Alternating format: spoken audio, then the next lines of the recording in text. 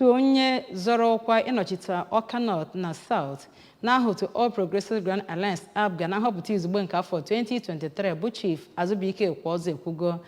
na Gọvanọ Chukwuma Soludo anọrọgo n'ime afọ abụọ ji wee nọrọ n'isi ụgbọ steeti a wee gosi n'eziokwu na o nwere ihe niile ọ ga-ewe iji wee chi steeti a ma kesaa ezigbote ọchịchị onye kwuo uche ya. Ọ sịrị na ọtụtụ ụlọ okporo ụzọ nakwa ọrụ mmepe ndị ọzọ gosiri n'eziokwu na-eji ego ndị Anambra alụ ọrụ kwesịrị ekwesị site n'aka gọvanọ kpatara o ji wee kpọọ oku ka ndị Anambra gaa n'ihu na-akwadie nakwa maka anya ichi nke ugboro abụọ. Onye ọrụ ya bụ Joseph Egbeọcha ji akụkọ abịa.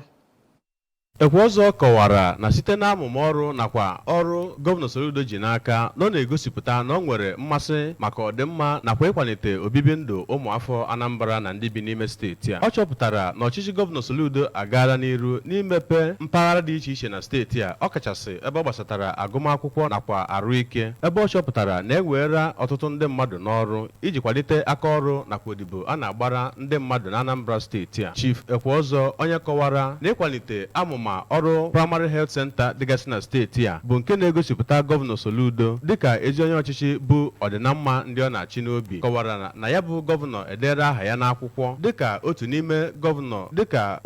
gọvanọ bụ ndị na-arụ ọrụ bụ nke Anambra steeti nwegoro, n'ikene ya maka ezi ọrụ ya nakwa ebumnuche ya maka ịkwalite obibi ndụ ụmụafọ Anambra steeti ya nakwa ime ka Anambra bụrụ obodo na-aga n'iru. Ka Chief Ekweozor nọrọ kwupụta ebumnuche ya ịhụ na gọvanọ Soludo bụ onye afọ o nwere n'ọchịchị bụ nke ga-ejupụta n'ezi ọrụ nakwa ịkwalite obibi ndụ ndị Anambra steeti. Site n'Awka, abụ Joseph Egbeọcha maka akụkọ ụwa ABS.